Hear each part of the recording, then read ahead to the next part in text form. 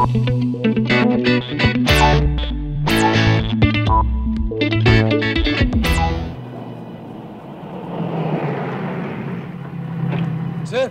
Oo. Ayan na pala si Nomer eh. O bakit, Nomer? May masama akong balita na sagap sa headquarters. Si Cynthia, kinidnap. Ang primary suspect daw ay tatay mo.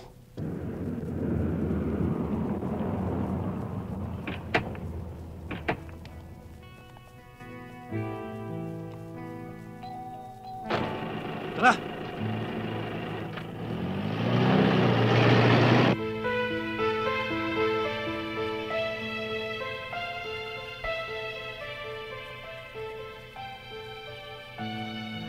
Don Miguel, paano nasangkot ang tatay ko sa problema?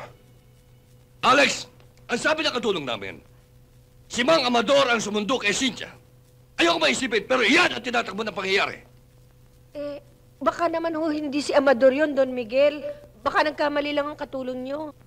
Aling Salud, matagal na tayo magkakilala. At kilala na katulong ko si Mang Amador. Hindi siya maaari magkamali. Brando! Si Cuevo, nasa bahay ni Don Miguel. Nakita nila Gilbert. Inaasahan ko na yan. Tumutugma sa plano ko.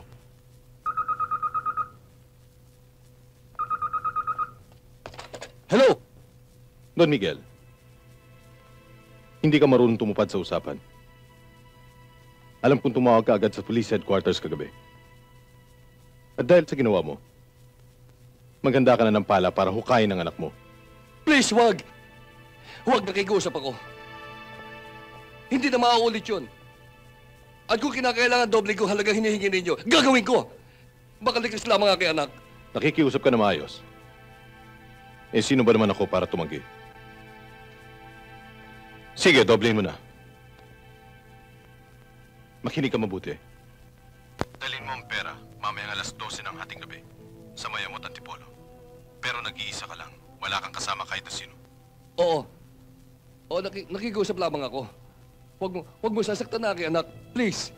Umasa ka. Ipinapangako ko. Hello? Hello? Alex, naalalaman nila lahat ang galaw ko. Kaya nakikiusap ako, huwag na kayo makialam. Total, may pera naman ako. Susundin ko na lamang gusto nila para makatsak ako sa kaligtasan ni Cynthia. Pero Don Miguel, hindi natin alam kung anong takbo ng utak nila. Kahit magbigay tayo ng pera, hindi tayo nakasiguro kung ano gagawin nila kay Cynthia.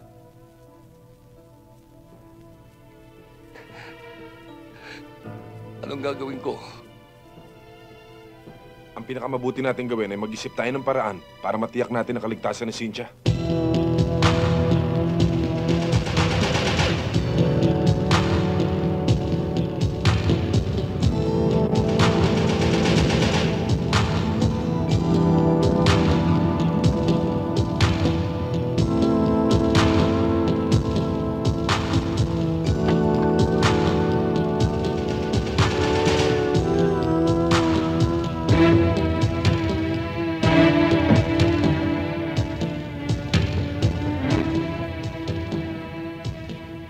Tama si Brando.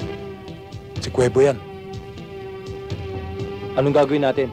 Kapag nakuha na natin ng pera, yariin nyo.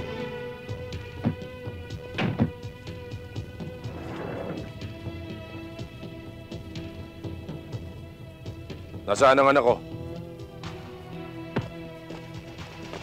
Eto! Ang pera!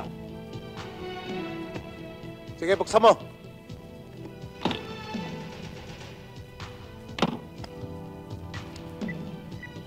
Agis mo!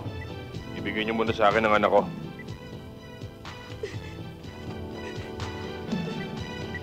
Alex, papatayin ka nila!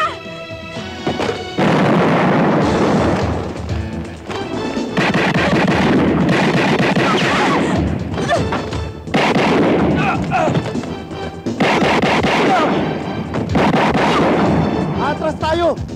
Mauna ka! Cynthia! Atras!